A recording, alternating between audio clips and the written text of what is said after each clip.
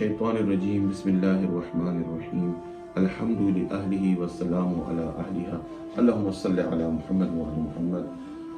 अल-मवाइज़ पर एक बार फिर उसी सिलसिले को आगे बढ़ाते हुए अंबिया अलैहिस्सलाम के वो वाक़यात जो कुरान में बयान किए गए हैं, कुरान और अहले बैत की रिवायात की रोशनी में हम आपके सामने पेश करने जा रहे हैं। तो हम जनाब आदम का किस्सा बयान कर रहे थे। हमने एक बात पिछली वीलॉग में बताया था कि फरिश्तों ने जब एतराज़ किया कि नहीं, आप उसको खलीफा बना रहे हैं जो ज़मीन पर फसाद फैलाएगा, हम आपकी इबादत करते हैं, तो परवरदिगार ने इल्म का इम्तिहान लिया जिसमें जनाब आदम अलैहिस्सलाम कामयाब हुए।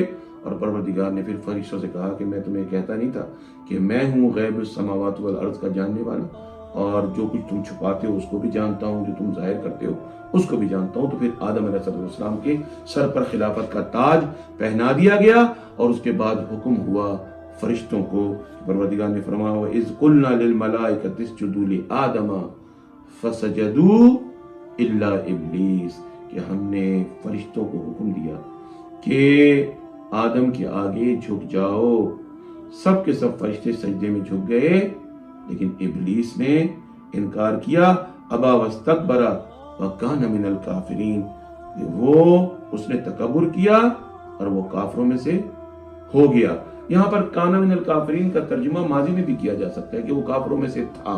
इमाम जाफर सादिक अलैहिस्सलाम से किसी ने पूछा कि इब्लीस तो बड़ा परहेजगार था, उसको परवरदिगार ने ये कैसे कह दिया कि वो काफिरों में से था? तो आप अलैहिस्सलाम ने जवाब दिया कि जनाब आदम का पुतला कुछ अरसे तक परवरदिगार ने मट्टी की हालत में फरिश्तों के सामने रखा। जन्नत के दरवाजे पर लिखा जा चुका था कि मैं जमीन पर एक खलीफा बनाने वाला हूँ, और फरिश्तों को ये इल्म हो गया था कि ये आदम होंगे। लेकिन जब इब्लीस, जिसका नाम अज़ाज़ील था, उसने जब जनाब आदम को देखा तो उसके दिल में हसद पैदा हुआ और इनकार का जज्बा पैदा हुआ कि अगर खुदा ने इसको बनाया, क्योंकि वो खुद को अफजल समझता था, वो कहता था कि मैं आग से खल्क हुआ हूँ और आदम मट्टी से, आग मट्टी से अफजल होती है। लेकिन चूंकि परवरदिगार ने आदम अलैहिस्सलाम को अकल जैसी जेवर से आरास्ता किया था, जो यकीनन अज़ाज़ील के पास भी थी, लेकिन वो अपनी अकल से काम नहीं ले रहा था। उसको ये बात समझ में नहीं आई कि आग मट्टी से अफजल कैसे हो सकती है।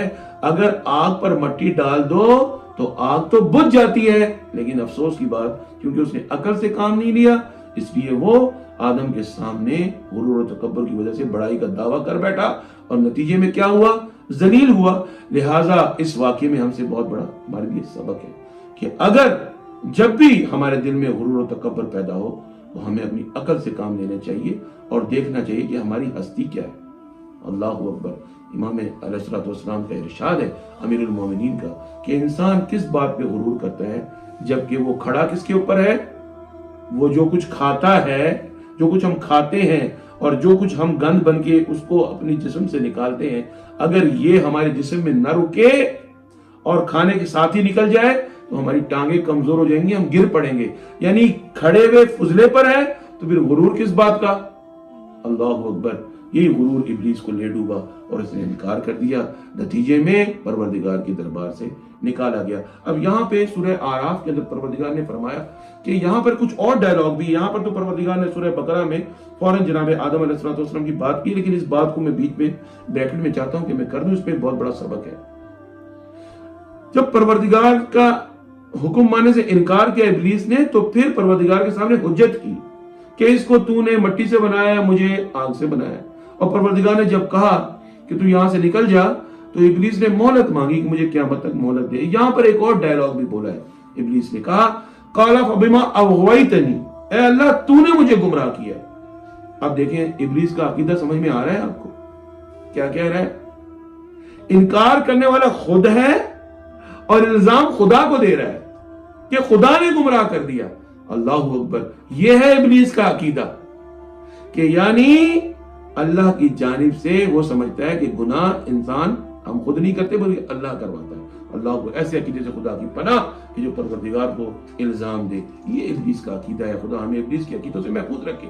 अब इब्लीस को तो निकाल दिया, उसके बाद परवरदिगार ने क्या हुक्म दिया? उसके बाद परवरदिगार ने हुक्म दिया, कहा कि वकुल्ला या आदम उस्कुन अंता व ज़ौजुकल जन्नह वकुला मिनहा रगदन हैसु शिअतुमा वला तक़रबा हाज़िही शजरता फतकूना मिनज़-ज़ालिमीन, हमने हुक्म दिया ए आदम, आप और आपकी ज़ौजा दोनों जन्नत में सुकूनत इख्तियार करें, जो आपका दिल चाहता है इधर से खाएं, लेकिन खबरदार इस दरख्त के करीब न जाइएगा वरना आप जालिमों में से हो जाएंगे। यहाँ पर एक रिवायत बयान करते चलूं कि जनाब हव्वा सलामुल्लाह अलैहा, जो जनाब आदम की ज़ौजा थी, इमाम जाफर सादिक अलैहिस्सलाम ने फरमाया कि आप आदम अलैहिस्सलाम की बची हुई मट्टी, जो पसलियों की मट्टी थी, उसमें से परवरदिगार ने पैदा की और औरत का नाम निसा रखा, ताकि वो, क्योंकि मर्द के लिए उनसियत का बाइस है, मोहब्बत का नाम है, बाइस है, इसलिए उसका नाम निसा रखा। तो अब क्योंकि अब यहाँ पे रसूलुल्लाह की हदीस मुझे ज़हन में आ गई, फरमाया कि औरत आदम की पसलियों की बची हुई मट्टी से पैदा हुई और पसलियां होती हैं टेढ़ी, लिहाजा औरत को सीधा करने की जरूरत नहीं होती वरना वो टूट जाएगी, लिहाजा उसके ऊपर जोर से देने की जरूरत नहीं है। बस औरत क्योंकि निसा है, ये लफ्ज उनसे है, वो मोहब्बत के काबिल है, शफकत के काबिल है, उससे मोहब्बत करनी चाहिए और शफकत करनी चाहिए। सख्ती और रूखापन उसको तोड़ सकता है। चलिए, ये बातें चलते हुए आगे थी, आपकी अर्ज कर दी। तो अब दूसरा क्वेश्चन ये पैदा होता है कि आपसे पूछता हूं, आदम अलैहिस्सलाम ने कितनी नमाजें पढ़ी थी? हैं? कितने रोजे रखे थे? कितने हज किए थे? जन्नत में भेजा कि नहीं भेजा? ना कोई नमाज पढ़ी, ना कोई हज किया, ना कोई रोजे रखे। अभी पैदा हुए, अभी जन्नत चले गए। फरिश्ते नमाज भी पढ़ रहे थे, अपनी इबादतें भी पेश कर रहे थे, खुदा ने आदम के इल्म को तरजीह दी। इसका मतलब है कि जन्नत भेजने के लिए खुदा को इबादतों की जरूरत नहीं है। इबादतें करने से खुदा को कोई फायदा नहीं मिलता। इबादतें करने से अगर किसी को फायदा मिलता है तो हमें मिलता है, लिहाजा कोई अपनी इबादत पे गुरूर न करे। आदम को बगैर इबादत के जन्नत पे भेज के दिखा दिया खुदा ने, लिहाजा इबादतों पे गुरूर न करना, वरना इब्लीस बन के किक आउट हो जाओगे खुदा के दरबार से। खुदा को आजिज़ी पसंद है, खुदा को इनकिसारी पसंद है। आज की वीडियो इतनी ही, इंशाल्लाह अगले व्लॉग में आगे आपसे बात करते हैं। बहुत शुक्रिया।